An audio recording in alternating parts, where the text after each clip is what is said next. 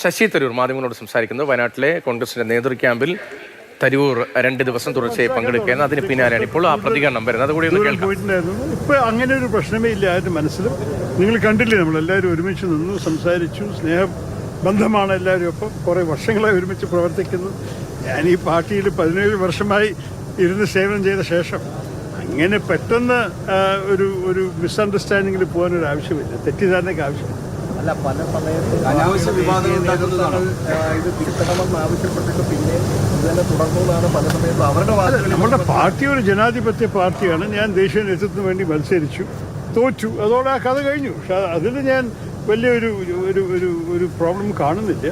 ഞാൻ മാത്രമല്ലല്ലോ, പാർട്ടിയുടെ ചരിത്രത്തിൽ പല തെരഞ്ഞെടുപ്പ് നടന്നിട്ടുണ്ട്. പാർട്ടിയുടെ നേതൃത്വത്തിന് വേണ്ടിയിട്ട് പലവരും ജയിച്ചിട്ടുണ്ട്, തോറ്റിട്ടുണ്ട്. അതുപോലെ ഞാനും ജയിച്ചു, മത്സരിച്ചു, തോറ്റു. എൽ കെ അദ്വാനിയുടെ വിഷയം ആർക്കാണ് പരാമർശം ചെയ്തിരിക്കണമെന്നാണ് ചോദ്യം. കാരണം ഞാൻ അദ്ദേഹത്തിന് ഇങ്ങനെ ഒരു 98 വയസ്സായ മനുഷ്യന്റെ പിറന്നാളും ഞാൻ മര്യാദ കാണിച്ചത് മാത്രമേ ഉള്ളൂ.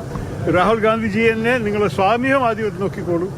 എല്ലാ വർഷവും അദ്ദേഹത്തെ പറഞ്ഞാണ് ഇതേപോലെ ചെയ്യുന്നത്. ഞാൻ ചെയ്തതിൽ വലിയൊരു അത്ഭുതമൊന്നും കാണാൻ ആവശ്യമില്ല. നമ്മളുടെ സാംസ്കാരിക രീതി അങ്ങനെയാണ്, നമ്മളുടെ കൾച്ചർ അങ്ങനെയാണ്. ഒരു പ്രായമുള്ള ഒരു വ്യക്തിയെ നമ്മൾ മര്യാദ പറയണം, ആ സ്നേഹം കാണിക്കണം, ആ ബഹുമാനം കാണിക്കണം. ആ സ്പിരിറ്റിൽ മാത്രമേ ഞാൻ ചെയ്തിട്ടുള്ളൂ. അതുപോലെ തന്നെ ആ ഒരേ ആഴ്ച എനിക്കറിയാം വേറെ വിവാദം ജനങ്ങൾ ഉണ്ടാക്കിയത് ഞാൻ മോദിയെ പ്രേസ് ചെയ്തു എന്ന് പറഞ്ഞിട്ട്. ഞാൻ അദ്ദേഹത്തെ പ്രസംഗത്തിൽ ഉണ്ടായിരുന്നു, എല്ലാവർക്കും അറിഞ്ഞു ഞാൻ ആ വേദി ഇരിക്കണ്ടായിരുന്നു, ആ സദസ്സിൽ ഇരിക്കണ്ടായിരുന്നു. അപ്പോൾ ഞാൻ ആ പ്രസംഗത്തെ കണ്ടു, അതിനെക്കുറിച്ച് 2 വാചകം എഴുതി എന്താ അദ്ദേഹം പറഞ്ഞതെന്ന്. ഞാൻ എവിടെയാണ് അദ്ദേഹത്തിനെ പോർത്തിയത്, എവിടെയാണ് അതിലൊരു പ്രൈസ് കൊടുത്തത് ഞാൻ തന്നെ ആൾക്കാരോട് പറഞ്ഞ് ചൂണ്ടിക്കാണിക്കാം. മാധ്യമക്കാരെ എൻ്റെ സാമൂഹ്യ മാധ്യമ പോസ്റ്റ് വായിച്ചു കഴിഞ്ഞാൽ നിങ്ങൾക്കറിയാം ഒന്നുമില്ലാന്ന്. പക്ഷേ എല്ലാവരും ഒരു ഹെഡ്ലൈൻ മാത്രം കണ്ടിട്ടാണ് നിങ്ങളുടെ കോമെന്റ് അടിക്കുന്നത്. അതോടെ വലിയ വിവാദം, ആൾക്കാർ മനസ്സ് മാറും.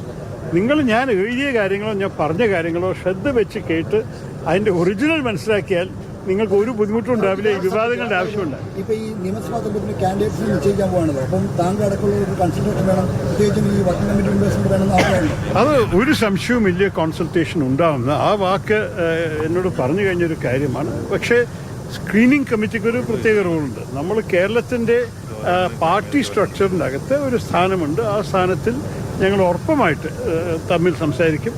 ഞാൻ ഇവിടുത്തെ എല്ലാ നേതാക്കളുടെ ഒപ്പം നല്ല ബന്ധം സ്ഥാപിച്ചിട്ടാണ് സ്ഥാപിക്കാൻ പറഞ്ഞാൽ എപ്പോഴും ഉണ്ടായിരുന്ന ബന്ധങ്ങളാണ്. പക്ഷെ നന്നായി സംസാരിച്ചിട്ടും അവർ നല്ല സംസാരം കേട്ടിട്ടും ഞാൻ ഇറങ്ങുന്നത്. ഇല്ല, എനിക്ക് തോന്നുന്നു ഇത് ഓരോരു വ്യക്തിയുടെ ഇഷ്ടപ്രകാരമായിരിക്കും. പക്ഷെ ചില ഒരു നോംസ് അഥവാ പാർട്ടി തീരുമാനിച്ചാൽ ആ നോംസ് പാലിക്കും. അഥവാ പാർട്ടി തീരുമാനിച്ചിട്ട് ഏത് MP മത്സരിക്കണ്ടെന്ന് പറഞ്ഞാൽ അങ്ങനെ ഇരിക്കട്ടെ. അഥവാ പാർട്ടി തീരുമാനിച്ചു MP മാർക്കും അഥവാ ഒരു താല്പര്യമുണ്ടെങ്കിൽ അതിനു വേണ്ടി ഒഴിക്കാം. നമ്മൾക്കറിയാം 2-3 MP നല്ല താല്പര്യമുണ്ട് മത്സരിക്കണമെന്ന്. ഞാൻ പേഴ്സണലി അങ്ങനെ ഒരു അഭിപ്രായം പറഞ്ഞിട്ടില്ല. ഈ പ്രചരണത്തിൽ ഞാൻ എന്തായാലും ഇറങ്ങും. അതിനാണ് ഞാൻ എപ്പോഴും ചെയ്യാൻ സംസ്ഥാന രാഷ്ട്രീയത്തിലേക്ക് വരാനുള്ള താല്പര്യം.